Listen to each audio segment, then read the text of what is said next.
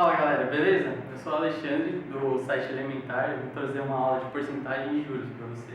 Começar pela aula de porcentagem, você vê a porcentagem em site, internet, vê em jornais, sempre aparecendo inflação ou poupança, números, por exemplo, inflação de 1,5%, ou aumento de 20%, ou porcentagem de 20%. O que significa isso? 20% de alguma coisa é uma parcela desse número, desse alguma coisa. Que em matemática a gente representa 20% é a mesma coisa que escrever 20% em frações. Ou, quando você realiza essa divisão, você encontra o número 0,2, que é o melhor jeito de você trabalhar com isso em contas. Do que usar essa forma aqui, você utiliza essa ou essa. E para realizar operações como, por exemplo, você vai em questões de vestibular, essas coisas assim, você vai fazer somas de porcentagem. Então você vai somar, por exemplo, 20% mais 20%. É direto, em soma é direto. Você pode somar 20% mais 20% é 40%. Tranquilo. Vou fazer 20% mais 20% é igual a 40%. É tranquilo. Só que quando você chega em operações de multiplicação de porcentagem, por exemplo, digamos 5% vezes 5%. Se você fizer direto essa operação, você vai chegar só multiplicando pelos números, você chegar no número de 25%. Isso dá errado, né? Porque se você transformar ela do jeito mais fácil, que é 5% vezes 5%, você vai chegar em 25 sobre 10 mil.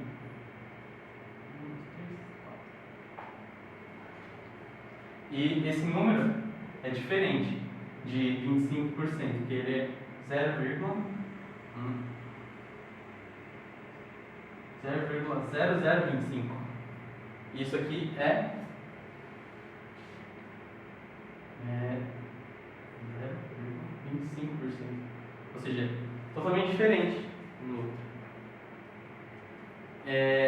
Por exemplo, agora um exemplo mais prático. No dia a dia, você vai numa loja, por exemplo, uma loja de carros. A loja de carros ela tem 60 carros. E os 60 carros são todos os carros que ela tem. Ou seja, então o total, quando você representa o total em porcentagem, é 100%. E ela vendeu 12 carros, por exemplo. 12 carros. Quantos por cento de carro, quantos por cento de 60 esses 12 carros representam? É uma regrinha de 3 aqui, que você pode ver em outras aulas. É uma regrinha de 3 direta, aqui. Vai dar no caso, por exemplo, 60x é igual a 12.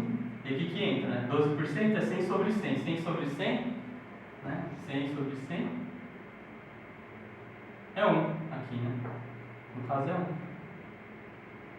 Então, você isola o x nessa equação, vai ficar x igual a 12 sobre 60, que é, simplificando, 1 sobre 5, que é 0,2. E 0,2, como a gente viu antes, 20%.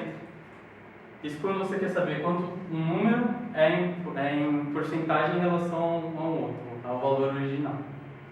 Agora, por exemplo, você quer saber, você tem 60, que é o 100%,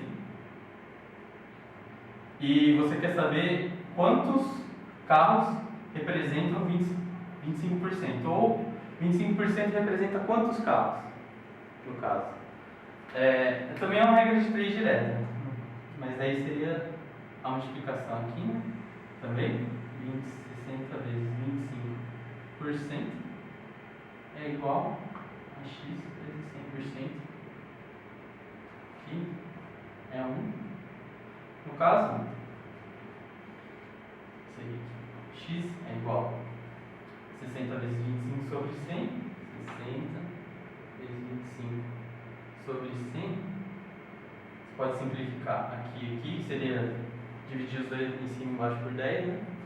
6 vezes 25, 150, dividido por 10, 15.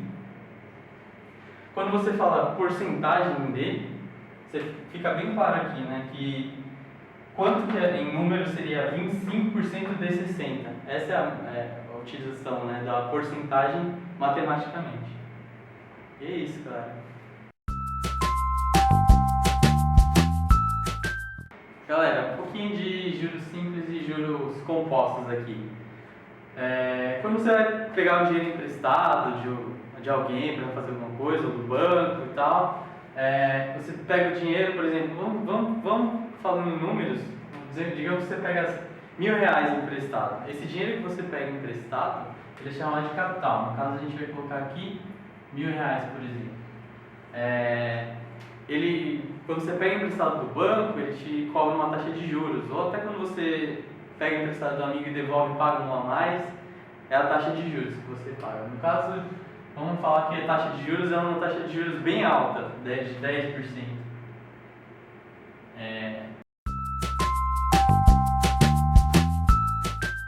Para você calcular os juros simples, nesse caso, você tem essa fórmula aqui para juros simples, que os juros é o capital vezes a taxa de juros vezes o tempo que transcorreu entre que você pegou emprestado e devolveu o dinheiro. No caso seria juros é igual aí o capital aqui de R$ 1.000 vezes a taxa de juros, que é 10%, vezes o tempo. Digamos que você demorou um mês e a taxa de juros é 10% ao mês. Então, o importante aqui você notar também que a taxa de juros e o tempo tem que estar na mesma unidade.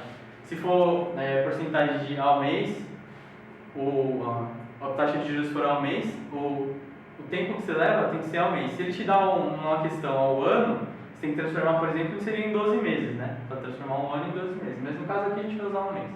E aí a taxa de juros é 10% ao mês, vezes o tempo que é ao mês. Então os juros que você vai obter é de... Bom, isso aqui você pode fazer de R$ 100.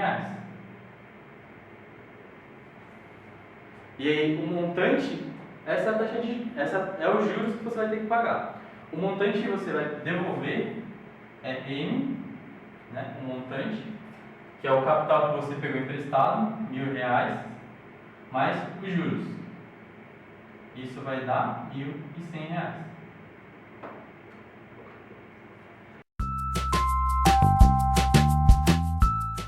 Agora, para juros composto, você tem essa fórmula aqui do montante, que é o que você vai pagar depois dos períodos que você ficou com um dinheiro emprestado, que é o capital vezes, aí entre parênteses, 1 mais a taxa de juros, elevado a potência aqui, t, que é o tempo.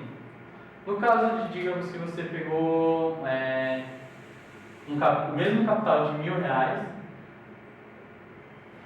e uma taxa de juros de 10% ao mês, só que aqui, em vez de um mês, você ficou, digamos, 3 meses.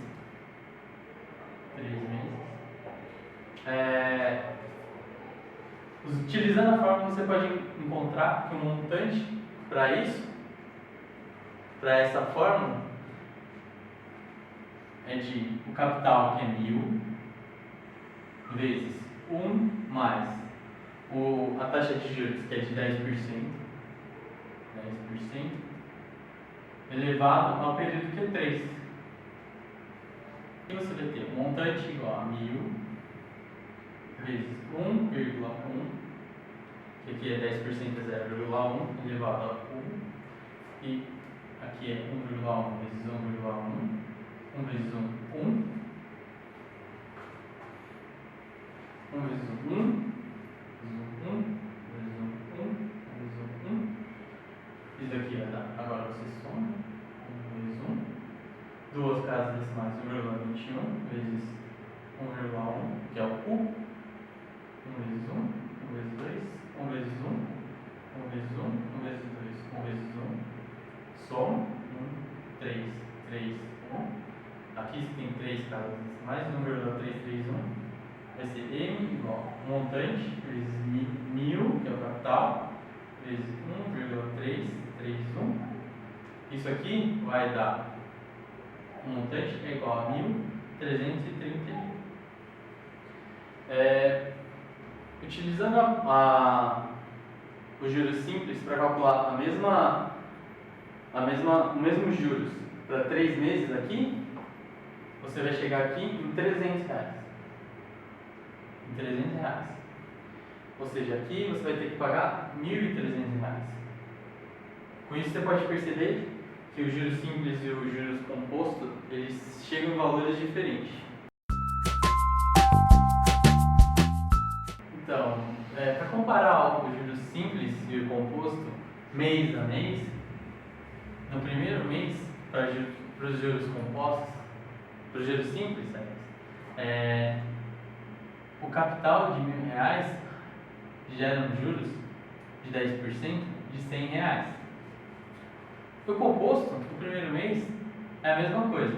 R$1.000, 10% de juros, geram juros de R$100. Para o segundo mês, o montante que a gente tem de um mês para o outro é de R$1.100. Só que o juros gerado é sobre o capital. Então, são mais R$100 de juros.